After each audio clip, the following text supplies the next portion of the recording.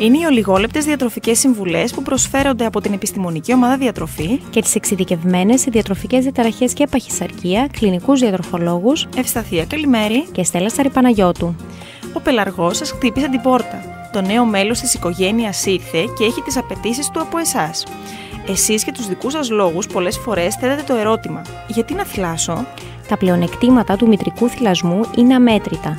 Πολλές ασθένειες αντιμετωπίζονται από τον οργανισμό πιο δυναμικά όταν αυτός στη βρεφική ηλικία δέχτηκε τα δώρα του θυλασμού. Τέτοιες ασθένειες αφορούν στην υγεία τόσο της μητέρας όσο και του παιδιού. Πού μπορεί να βοηθήσει λοιπόν ο θυλασμός? Αρχικά στην πρόληψη ίκτερου του νεογέννητού σας.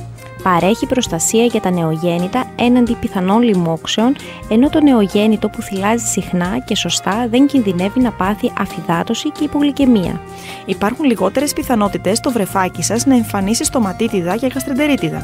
Ελαχιστοποιούνται οι πιθανότητες να εμφανίσει στο μέλλον άσθμα, ζαχαρόδι διαβήτη, αλλεργίες, κάποιες οφθαλμικές παθήσεις, τεριδόνα, παχυσαρκία, ορθοδοντικά προβλήματα ή παθήσεις των αρθρώσεων. Αν το παιδί σας έχει θυλάσει όταν ήταν μικρό, το προστατεύεται από κάποιους τύπους καρκίνου, ενώ τα εμβόλια είναι πιο αποτελεσματικά σε αυτά τα παιδάκια. Ακόμη και για την ίδια τη μητέρα, ο κίνδυνος να εμφανίσει καρκίνο του μαστού είναι μικρότερη, πόσο ακόμα κι αν η ίδια θύλασε όταν ήταν μωρό. Με το θυλασμό, ακόμη και αν η μητέρα αρρωστήσει, δεν υπάρχει κανένας λόγος να διακοπεί ο θυλασμός. Αυτό συμβαίνει γιατί από το γάλα της το μωρό παίρνει αμέσως τα αντισώματα για να απολεμήσει τις αρρώστιες του οικογενειακού περιβάλλοντος. Ο θυλασμός κάνει τα παιδιά πιο έξυπνα. Τα παιδιά που θυλάζουν αναπτύσσονται νευρολογικά πιο γρήγορα και σωστά, ενώ φαίνεται πως έχουν πιο υψηλό δείκτη νοημοσύνης. Για τα μωρά που γεννιούνται με σοβαρά προβλήματα υγείας, ο μητρικός θυλασμός είναι ασφαλέστερος, μια και η τεχνητή διατροφή είναι για αυτά τα παιδιά ένας επιπλέον κίνδυνος για την πορεία και την ανάπτυξή τους.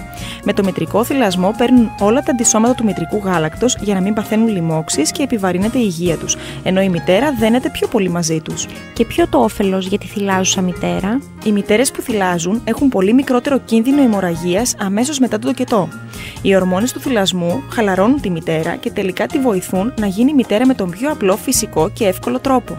Επιπλέον, η καθημερινή δουλειά ελαττώνεται στο ελάχιστο, αφού δεν χρειάζεται να αγοράζει, να πλένει, να αποστηρώνει την πρίκα του ξένου γάλακτος. Οι νύχτες είναι πιο ευχάριστες, αφού δεν τις χρειάζεται παρά να παίρνει το μωρό της στο κρεβάτι της και να το θυλάζει. Επίσης, τα μωρά που θυλάζουν κλαίνε πολύ λιγότερο. Θυλάζοντας το μωρό της, η νέα μητέρα αποκτά εμπιστοσύνη στον εαυτό της και τις δυνάμεις της και νιώθει μεγάλη περηφάνεια που μεγαλώνει το μωρό της μόνο με το γάλα της. Και τι γίνεται με το αισθητικό μέρος στο σώμα της νέας μαμάς? Με τον θυλασμό αποδομείται σωστά το λίπος που συσσωρεύτηκε στην εγκυμοσύνη και η γυναίκα χάνει τα περιττά κιλά της αργά αλλά σταθερά και χωρίς δίαιτα.